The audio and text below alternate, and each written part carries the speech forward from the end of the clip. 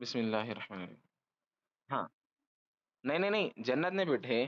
اشرہ مبشرہ مطلب اللہ کے نبی صلی اللہ علیہ وسلم اپنی زندگی میں ان کو جنت کی بشارت دے دیے، مطلب جنت کی ٹکٹ دے دی کہ تم جنتی ہو. اے ابو بکر تم جنتی ہو، اے عمر تم جنتی ہو، اے عثمان تم جنتی ہو، اے علی تم جنتی ہو، اے زبیر بن طلحہ تم جنتی ہو.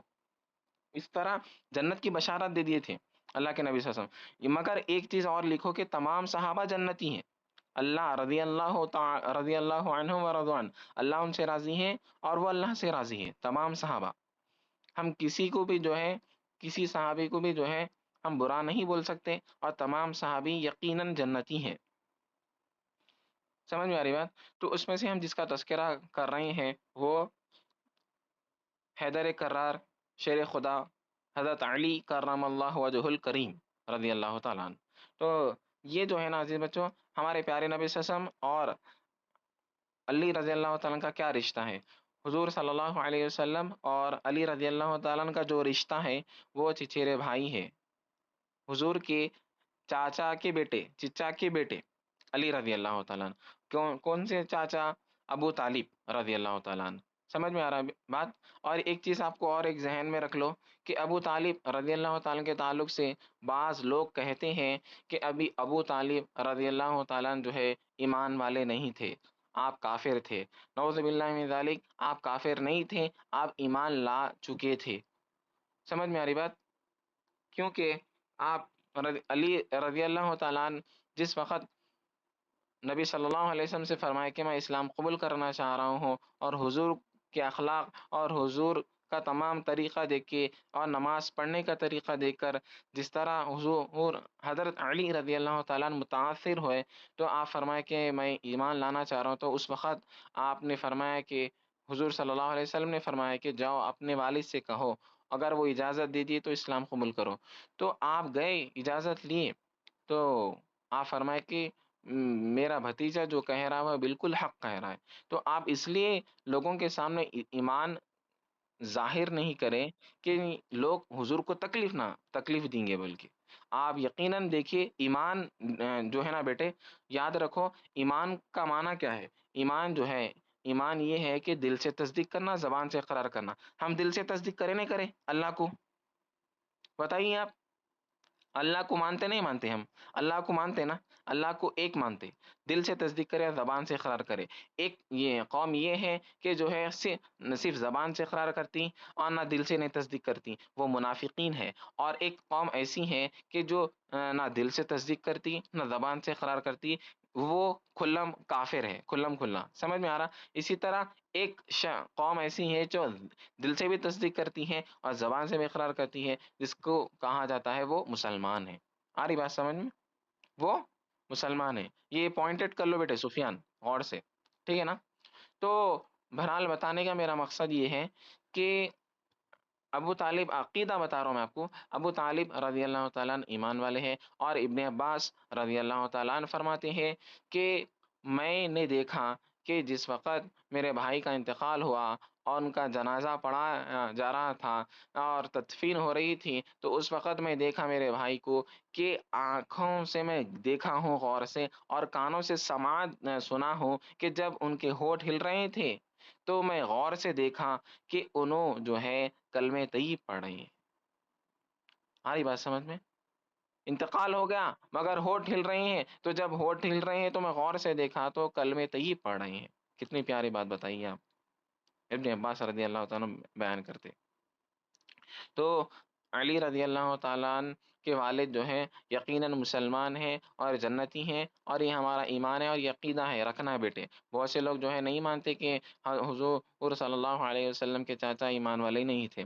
اور رہی بات دوسری، یہ کہ علی رضی اللہ تعالیٰ عنہ، علی رضی اللہ تعالیٰ عنہ جو ہے اسلام میں جو سب سے پہلے اولین میں جو اسلام قبول کرے، اللہ کے نبی صلی اللہ علیہ وسلم جس وقت اسلام کی دعوت دیے، تو اس وقت سب سے پہلے جو اسلام قبول کرے ہیں مردوں میں، بڑے لوگوں میں، جیسے آپ کے ڈیڈی وغیرہ بڑے لوگ ہیں، ویسے لوگوں میں جو ہے ایمان قبول کرنے والے حضرت ابو بکر صدیق رضی اللہ تعالیٰ نے. لکھ لو، سب سے پہلے اسلام قبول کرنے والے اولین میں سے حضرت سیدنا ابو بکر صدیق رضی اللہ تعالیٰ عنہ. ٹھیک ہے نا؟ کون ہے احسن بولو؟ حضرت سیدنا ابو بکر صدیق رضی اللہ تعالیٰ عنہ۔ ہاں، رضی اللہ تعالیٰ عنہ۔ اور اسی طرح خواتین میں، لیڈیز میں جو بڑے رہتے نا، خواتین میں جیسا آپ کے مطلب لیڈیز میں جو بڑے رہتے 30 ایئرس 40 ایئرس، آپ کے ممی کے جیسے عمر کے ایج ہے نا، تو ویسے ہی ایج میں جو ہے 30 40 ایئرس کے میں جو اسلام قبول کریں، وہ بی بی ختیجہ رضی اللہ تعالیٰ عنہ، بی بی ختیجہ رضی اللہ تعالیٰ عنہ۔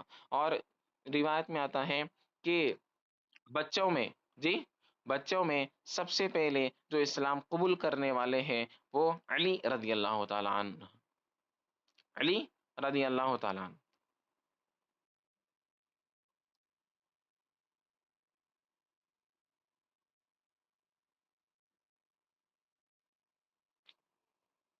تو علی رضی اللہ تعالیٰ عنہ، علی رضی اللہ تعالیٰ عنہ جو ہے نا بیٹے، آپ جو ہے بس بچپن سے ہی جو ہے بہت جو ہے دین اسلام کا بہت کام کریں، اور جب آپ اسلام قبول کریں تو آپ اسلام قبول کریں، اور آپ کی پیدائش کہیں ہوئے بتانا چاہ رہا ہوں میں، کہ روایت میں آتا ہے کہ آپ کی والدہ کعبے کا طواف کر رہی تھی، تو اس وقت جب علی رضی اللہ تعالیٰ عنہ کی ولادت ہوئی تو آپ کعبے کے اندر پیدا ہوئے، کہاں پیدا ہوئے؟ لکھ لو، کعبے کے اندر پیدا ہوئے، مکہ جو ہے نا اللہ کا گھر، اس کے اندر پیدا ہوئے۔ آدم علیہ السلام سے لے کے نبی صلی اللہ علیہ وسلم تک کسی کی بھی پیدائش کعبے کے اندر نہیں ہوئی، اور علی رضی اللہ تعالیٰ کی پیدائش کے بعد کہ قیامت تک کسی کی بھی پیدائش کعبے کے اندر نہیں ہوئیں گی۔ صرف جو اللہ تعالیٰ مقام عطا فرمایا ہے وہ مولا کریم، مولا علی کرم اللہ وجہ الکریم کو وہ عظمت اور وہ رتبہ، اور اللہ تعالیٰ ویسی عظمت عطا فرمایا کہ کعبے کے اندر اللہ تعالیٰ آپ کی پیدائش، ولادت ہوئی۔ آ رہی بات سمجھ میں؟ اور قیامت تک کسی کی ولادت نہیں ہوگی، تو یہ شان ہے۔ اور اسی طرح مسجد سے اللہ تعالیٰ آپ کو ایسا لگاؤ رکھا تھا مسجد سے کہ جو ہے آپ رضی اللہ تعالیٰ مسجد میں ہی پیدا ہوئے، مسجد حرام میں، اور مسجد ہی میں جو ہے دمشق کی یا یمن کی مسجد میں جو ہے آپ کی شہادت ہوئی، ایسی محبت تھی۔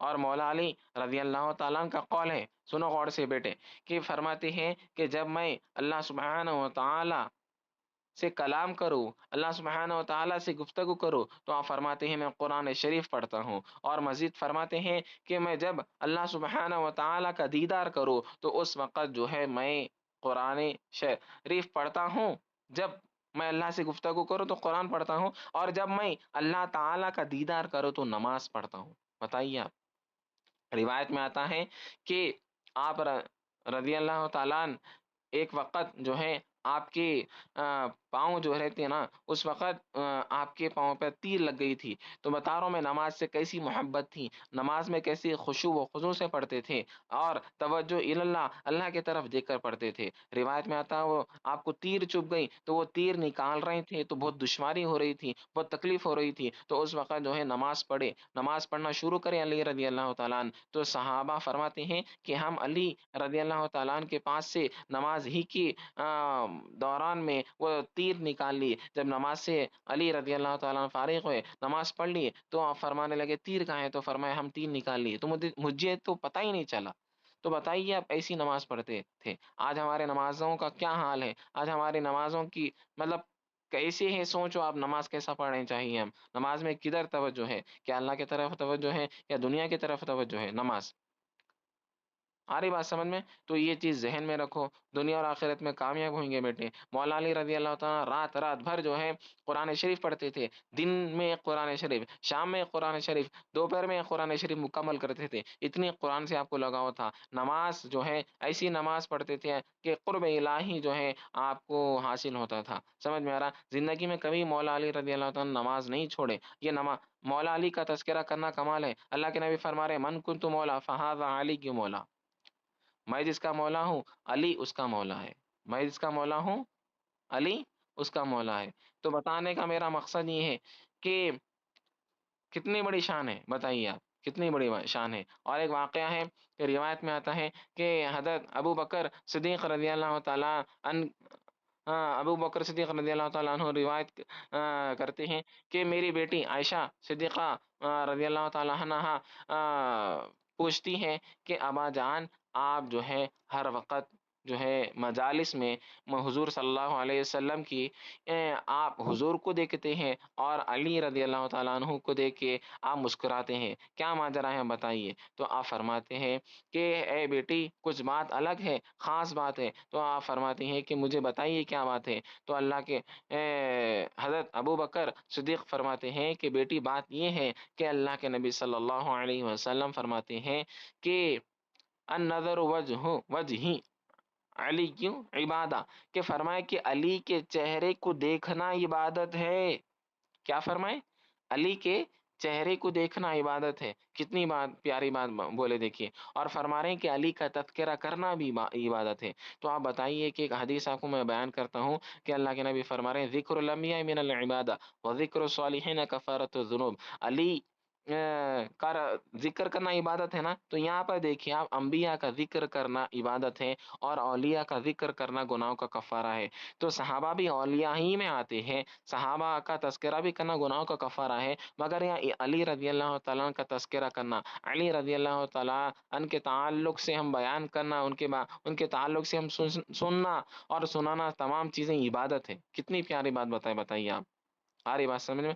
تو آپ فرمانے لگے کہ ٹھیک ہے علی کے چہرے کو دیکھنا عبادت ہے، علی کا تذکرہ کرنا عبادت ہے، مگر علی کے چاہنے والے رہیں گے، علی سے محبت کرنے والے رہیں گے، تو اس وقت آپ فرماتے ہیں کہ یقیناً فرماتے ہیں کہ قیامت سے پہلے اور یہاں نبی صلی اللہ علیہ وسلم کے بعد بھی تمام لوگ رہیں گے علی کو چاہنے والے. علی کا تذکرہ کرنا بھی عبادت ہے، اگر کوئی علی کا تذکرہ کرتا بھی عبادت ہے، اور علی کے چہرے کو دیکھنا عبادت ہے. کتنی بات بتائیے بولیے آپ.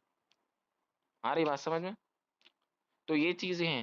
تو ہمارے اسلاف علی رضی اللہ تعالیٰ عنہ سے ایسی محبت کرے، ایسی گفتگو تھی، ایسی جو ہے. اور ایک روایت میں آتا ہے کہ عمر رضی اللہ تعالیٰ عنہ بھی ہر مسئلہ کچھ رہتا تو علی رضی اللہ تعالیٰ عنہ سے دریافت کرتے اور پوچھتے کہ مولا آپ فرمائیے کیا بات ہے. کچھ بھی بات نہیں، جاتے اور گفتگو کرتے، وہ مسئلہ فوراً حل ہو جاتا تھا.